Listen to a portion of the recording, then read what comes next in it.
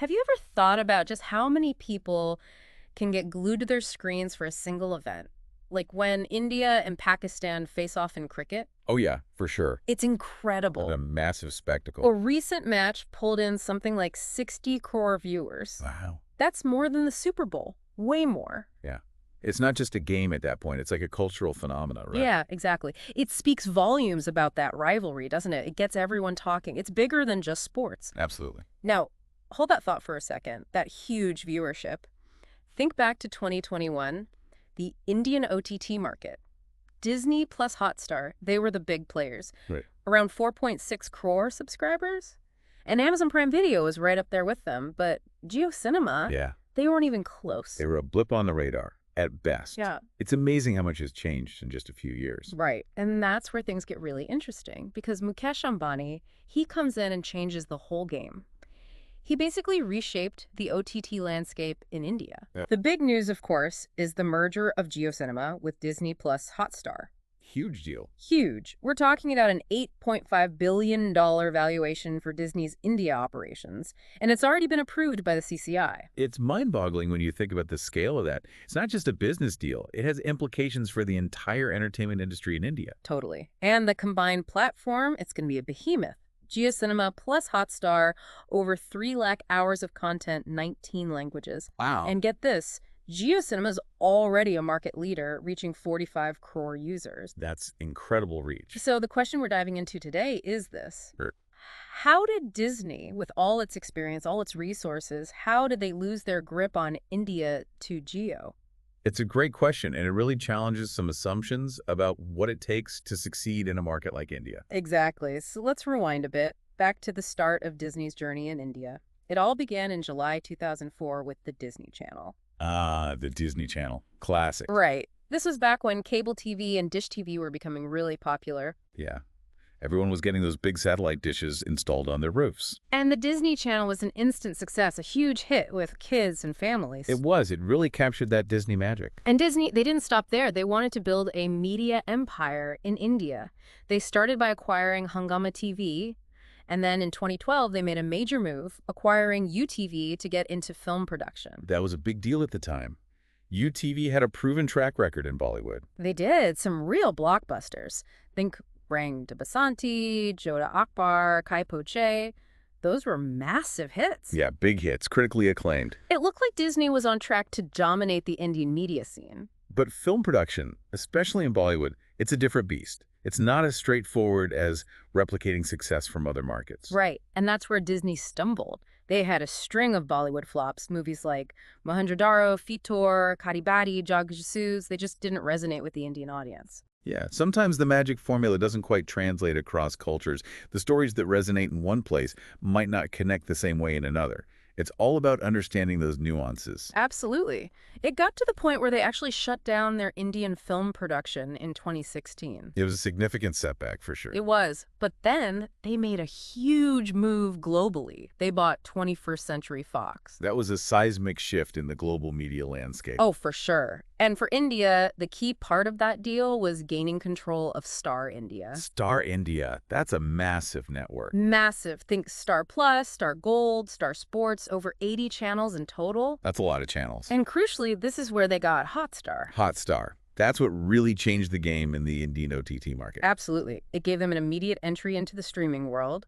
But while all this was happening, there was another force rising in India, Jio. Ah, Jio. They came in like a disruptor, shook things up. Big time. They turned the telecom market upside down. Remember when we used to pay for every voice call? Yeah, it feels like a lifetime ago. Great. Jio made data affordable. And that changed everything for OTT platforms. For sure. Suddenly, everyone had access to cheap data, and streaming became accessible to a much wider audience. Exactly. It led to this huge boom in the OTT market. Projections estimated it would grow by 22%, hitting 12,000 crore rupees in just 4 years. That's a crazy amount of growth. It shows you how important that access to affordable data was. And then came 2020 and the COVID lockdown. Yeah, that accelerated everything. People were stuck at home. Everyone was streaming. That's when Disney Plus and Hotstar merged to create Disney Plus Hotstar. And they had a lot going for them. They did. Their international content, especially Marvel and Game of Thrones, those were huge draws for a premium audience. Game of Thrones, that was massive. Everyone was talking about it. So let's break down some of Disney Plus Hotstar's key strengths. They had a huge library of local content, which was crucial in a diverse country like India. Right, India has so many languages and cultures. You can't just offer a one-size-fits-all approach. Exactly. Star already had this vast network, 70-plus channels broadcasting in 8 languages. It gave them a massive reach across the entire country. Yeah, a real understanding of local tastes. And then there was sports. Oh, sports, especially cricket. They had the IPL. The IPL. That's the holy grail of sports broadcasting in India. It is. During the ICC Men's Cricket World Cup semifinal in 2023, Disney Plus Hotstar had a record 5.9 crore concurrent viewers. Wow. Just for that one match. Back in 2017, Star India paid a whopping 16,000 crore rupees for 5 years of IPL broadcast rights. That's a massive investment. It was, and it paid off immediately. On the first day of the 2020 IPL season, they had 7 million viewers on Hotstar, and subscriptions went through the roof. The IPL, it was their golden goose. It was. They had that winning formula. Local content, international hits, and live sports. And their business model was smart. It was a mix of advertising video on demand, the AOD model like YouTube, and subscription video on demand like Netflix. They offered free content with ads to attract a wider audience, and then a subscription option for ad-free premium content. Yeah, that's a clever way to reach different types of viewers. Cast a wider net and cater to different preferences. But then things started to change. In 2019, their deal with HBO expired. They lost some key content there. They did. But the real blow came when they lost the digital rights to the IPL. And that's where Jio made their move. Yep. Mukesh Ambani's Reliance-backed Viacom 18, they won those rights for the next 5 years, paying a staggering 20,500 crore rupees. They really went all in on the IPL. They did, and it had a massive impact. Around 2.5 crore users left Disney Plus Hotstar. That's how important those IPL rights were. It's a clear example of how crucial live sports can be for driving subscriptions in a market like India. Then, in April 2023, Jio got the HBO content back. They picked up Game of Thrones, House of the Dragon, Succession, all those big shows. That was a smart move, capturing that premium audience who loves those HBO series. And then they signed a deal with NBC Universal, adding shows like Friends and Brooklyn Nine-Nine, over 30,000 hours of content in total. Wow. They were building a serious content library, appealing to a much broader audience. So what are the key takeaways here? What can we learn from all this? I think the first lesson is that profit matters. Disney had the viewership, the subscribers, the IPL, but they reportedly struggled with profitability. Jio seems to have focused on that from the start. Yeah. You can't build a sustainable business without focusing on the bottom line. Exactly. The second lesson is ecosystem control. Jio controlled both the content and the network, their telecom business.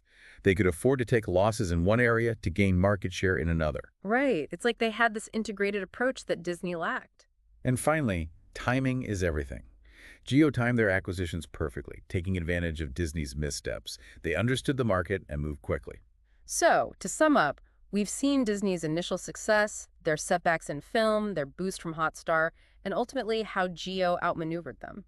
It's a fascinating case study in how global giants can struggle in local markets, and how a disruptor like Jio can change the entire game. Absolutely. It's a reminder that you can't just rely on past successes. You need to adapt, innovate, and stay ahead of the curve. Exactly. And this leads to our final thought for you. If Jio's strategy of integrating media and data is so effective, what other industries in India might be ripe for this kind of disruption? Right. What other sectors could see this kind of consolidation, and what will that mean for consumers? It's a question worth pondering. It could bring advantages, but it could also create challenges. Food for thought.